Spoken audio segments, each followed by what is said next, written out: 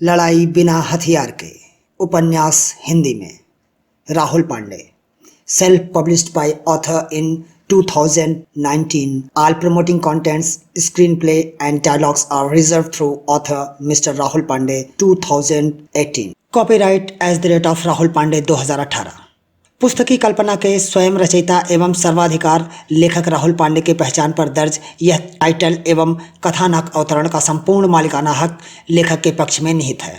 इसकी नकल बनाना या फिर किसी भांति रूपांतरण अथवा ऑडियो वीडियो या रंगमंची रूपांतरण या कंटेंट से सिमिलर बनाकर व्यापार करना भारतीय कॉपीराइट एक्ट 1957 के अंतर्गत और संयुक्त राज्य अमेरिका कॉपीराइट एक्ट 1976 के मानक दंड के अनुसार दंडित किया जा सकता है।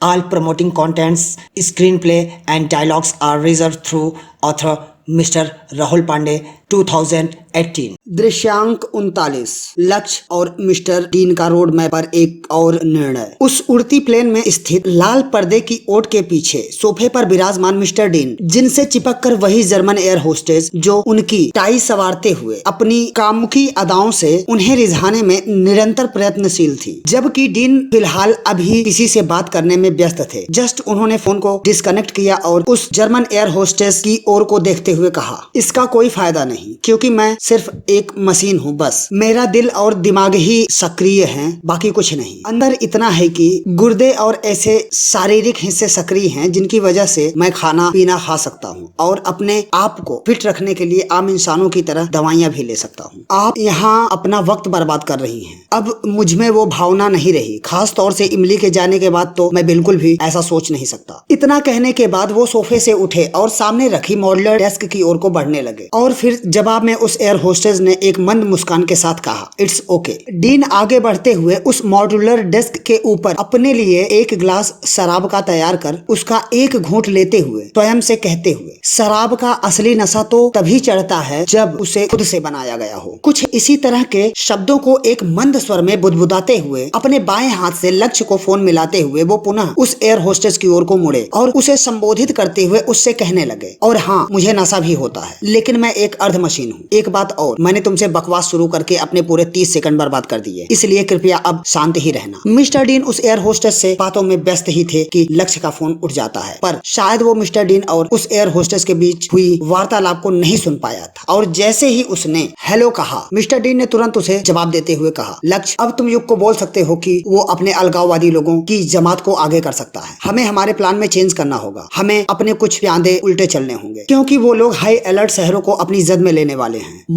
मुख्य स्थानों पर करों का ऐलान किया जा चुका है। अब हम हाई अलर्ट शहरों को अपनी टारगेट में नहीं रखेंगे, हम ऐसी जगह से मार्च निकालेंगे जो स्थान उनकी सोच से दूर हो, जहां हमारी आवाज को दबाया ना जा सके। लक्ष्य, तुम युग को सूचित करो कि वो अपने अलगाववादी लोगों को सिर्फ पथराव करने का हुक्म दे और बिना किसी के हाथ आए वहां से निकल जाएं, या फिर शांतिपूर्ण तरीके से अपनी तादाद बढ़ाते हुए बिना किसी उपद्रव के लगातार वहीं डटे रहें। बस मुद्दा एक ही होना चाहिए, लेकिन याद रहे, मार्च सफल तरीके से निकलना चाहिए, भले ही अलग अलग शहरों से ही क्यों ना सही। और हाँ लक्ष्य, तुम मार्च निकलने के ठीक 3 घंटे बाद इंडिया के सभी न्यूज चैनल का काम तमाम करोगे। फिर ठीक इसके 5 घंटे बाद हम रुपए को डिवैल्यूएट करना शुरू करेंगे। लक्ष्य को पूर्ण रूप से दिशा निर्देशित करने के बाद वो कुछ पल को ठहरे और पुनः आगे की प्लानिंग करते हुए, मेरे प्यारे बच्चों, ये सब काम खत्म करके तुम सभी मुझे ठीक मेरे दिए गए टाइम पर मुझसे इटली में मिलो। वहाँ तुम्हें इंडियन टेस्ट का फिश कढ़ी खिलवाता हूँ कि मेरा वहाँ भी 2 घंटे का शेड्यूल फिक्स है फिशिंग का, और डरने की कोई बात नहीं, क्योंकि मैं वहाँ पर 2 बार इसके अतिरिक्त भी फिशिंग कर चुका हूँ। मैं वहाँ मौजूद रहूंगा। सावधानी से बच्चों, संभल कर काम को अंजाम देना। लक्ष्य ने भी उतनी ही तीव्रता, चतुराई और चौकन्ने भाव से जवाब देते हुए कहा, मैं समझ गया, हम रोड मैप के तीसरे पड़ाव पर काम करने वाले हैं, लेकिन उसका जस्ट उल्टा, जैसा कि सेक्शन 4 में दर्ज किया गया है। हम संभाल लेंगे। मैं अभी युग को बोलता हूँ। लक्ष्य द्वारा दर्शाए गए रोड मैप की राह पर चलने की दिशा से प्रभावित मिस्टर सॉन ने कहा, तुम बाखूब समझे मेरे बच्चे, बस हमें अपने धारा 4 पर ही लोगों से अमल कराना है, उससे हटकर कुछ नहीं। जहाँ तक मैं समझ पा रहा हूँ कि अब इस बारे में बात करना भी निरर्थक होगा। अब समय आ गया है खुद को सिद्ध करने का, अपनी सालों की मेहनत को अंजाम तक पहुंचाने का। अब मैं फोन रखता हूँ। मिस्टर सॉन ने कुछ इस तरह के वक्तव्य के साथ वार्ता को विराम देते हुए फोन रख दिया। श्रोताओं से करवद्ध निवेदन है कि लेखक की कला निधानता, क्रियान्वता व उनके श्रम तथा प्रस्तुतिकरण को आपके समक्ष प्रस्तुत करने में की गई तकनीकी संगोष्ठी द्वारा परिश्रम को नजरअंदाज न करते हुए चलचित्र के बखान में अपनी सुझाव दें। वह सराहनीय कार्य का मूल्यांकन करते हुए उसे पसंद भी करें। उसी क्रम में सूचकांक के चिन्हित बटन को भी दबाएं। परिणामतः लेखक की प्रत्येक रचना समय दर समय क्रमबद्ध, सुव्यवस्थित एवं तार्किक ढंग से श्रोताओं तक पहुंचती रहेगी। अपनी उदारता दिखाएं। धन्यवाद।